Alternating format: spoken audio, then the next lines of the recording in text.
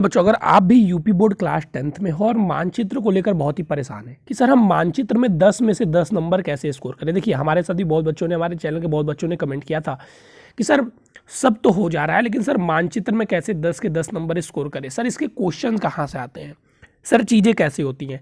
तो मैं गारंटी के साथ कह रहा हूँ कि अगर आप आज की इस क्लास को देख लेते हैं तो 100% आप सिक्योर हो जाइए कि आप 10 के 10 नंबर ला रहे होंगे अपने मानचित्र वाले कार्य में।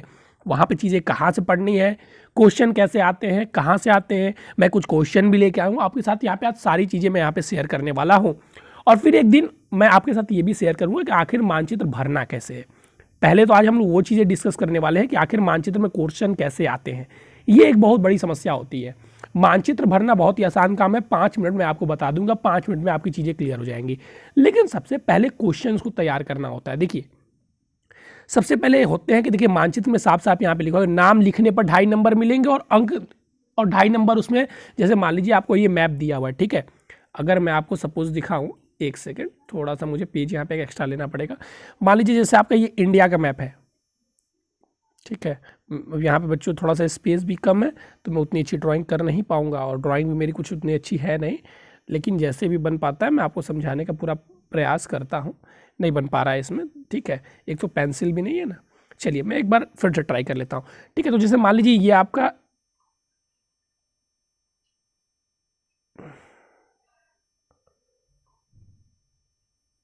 इस बार कुछ ठीक बन गया है।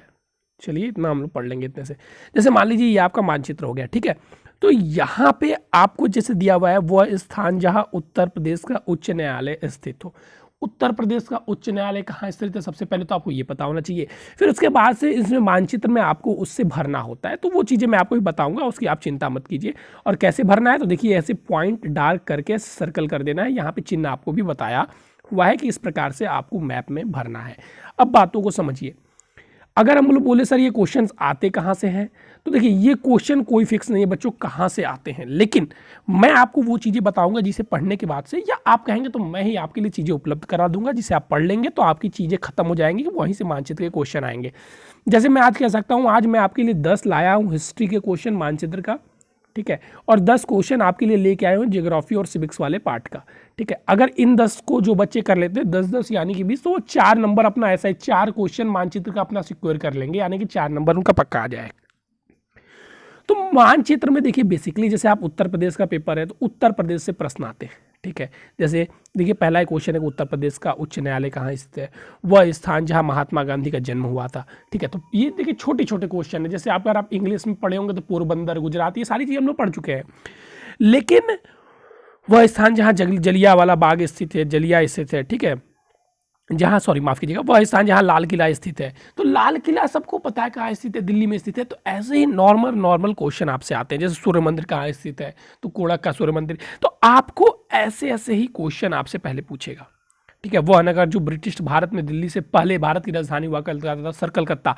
तो ये जो चीज़ें हैं ना, आपको ये प्रश्न आपके दिमाग में इतनी दूर तक, मान लीजिए आप नहीं सोच पाते हैं, आप कमज़ोर बच्चे हैं, नहीं आपको उतनी जनरल नॉलेज नहीं है। देखिए सिंपल सी है कि जीके से उठ के यहाँ पे क्वेश्चंस आते हैं। अब अगर आपकी जनरल नॉलेज वीक है तो अगर आप लोग कहेंगे तो मैं आपको क्वेश्चन, जैसे आज मैं यहाँ पे 20 क्वेश्चन लेके आया हूँ, तो 20-20 क्वेश्चन की मैं 5 सीरीज करा दूंगा, यानी कि लगभग 50 क्वेश्चन के आसपास, एक में हिस्ट्री के 50 और ज्योग्राफी के 50। उस 50 को अगर आप लोग कर लेते हैं तो फिर उसके बाहर से एक नंबर भी जाने वाला नहीं है, आपका 10 नंबर का पूरा 10 नंबर मैप में एकदम सिक्योर हो जाएगा, ठीक है। अब आइए मैं आज जो प्रश्न आज लेके आया हूँ मैं उसकी तरफ चलता हूँ। अगर आप लोग चाहते हैं कि मैं कराऊँ तो बता दीजिएगा, और अगर आप लोग नहीं चाहते हैं, आप लोग खुद से अगर जीके स्टडी कर लेंगे तो कोई बात नहीं है, आप लोग कर सकते हैं, ठीक है। तो आप लोग जैसा होगा कमेंट करके बता दीजिएगा, क्योंकि अगर आप लोग बताएंगे तो फिर मुझे क्वेश्चन छांटने पड़ेंगे और उसमें समय लगते हैं। देखिए समझ में आ गया। तो 2.5 नंबर, आधा नंबर आपको एक नंबर का एक क्वेश्चन होता है जिसमें आधा नंबर लिखने के लिए मिलेगा आपको उत्तर प्रदेश, सॉरी माफ़ कीजिए, आधा नंबर आपको लिखने के लिए जैसे मान लीजिए मिलेगा दिल्ली, और आधा नंबर आपको वहाँ पे दिल्ली लोकेट करना होगा मैप में, उसके लिए आपको आधा नंबर यहाँ पर मिलेगा। तो सर क्वेश्चन कैसे कैसे आते हैं, सर देखिए यहाँ पे मैं आपको हिस्ट्री के ये क्वेश्चन है मैं दिखा देता हूँ पार्ट 1 के।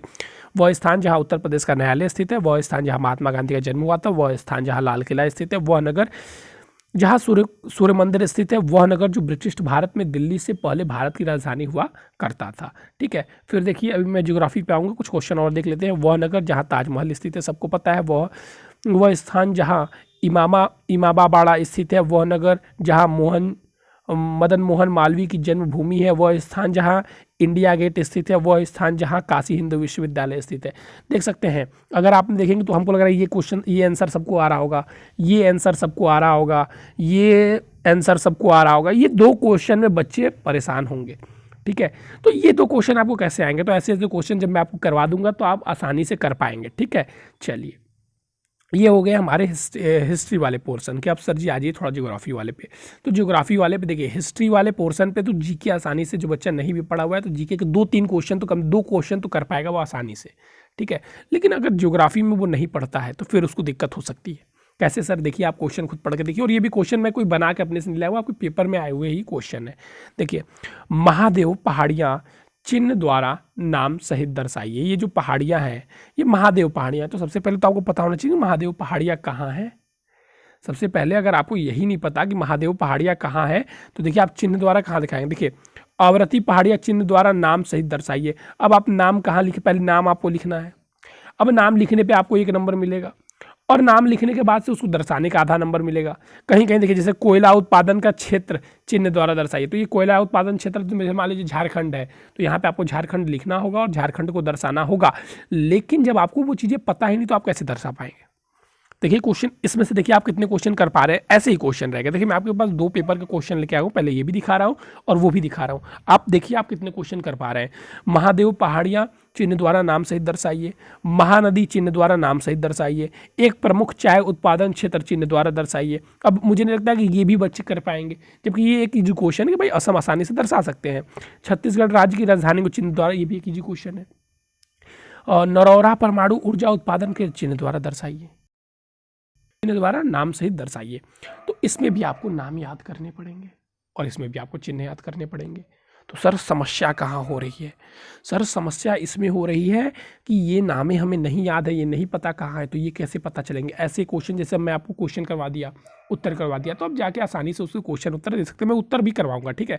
यहाँ पे तो मैं बस आपको ये दिखाने के लिए आया था कि जो बच्चे मैप को एकदम ले रहे हैं कि मैप ऐसे ही हो जाएगा, क्योंकि एक बच्ची ने मुझसे कमेंट किया हुआ था। और जो बच्चे मैप को सोच रहे हैं तो मैप आपको 10 नंबर दिलाएगा, और ये 10 नंबर कम नहीं होते।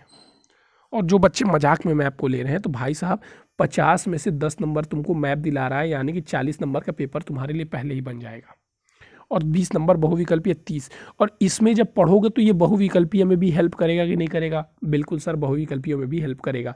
ठीक इसी प्रकार मैं एक पेपर का और आपको ज्योग्राफी पोर्शन लेके आया हुआ हूँ, वो भी दिखा देता हूँ। देखिए, जैसे भारत में दिए गए मानचित्रों के नाम से दर्शाइए, और पहाड़ी कहाँ है, सतलज नदी चिन्ह द्वारा दर्शाइए, जयपुर चिन्ह द्वारा दर्शाइए,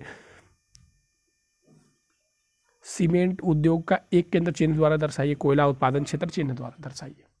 अब बताइए ऐसे ऐसे जो क्वेश्चन है आप देखिए कितने कर पा रहे हैं। अगर 2-3 क्वेश्चन कर पा रहे हैं तो आपको मेहनत करने की ज़रूरत है बच्चों, क्योंकि ये ऐसा है, मैप पोर्शन ऐसा है जहाँ पे मेहनत आपकी कम लगेगी, मेहनत बिल्कुल कम लगेगी।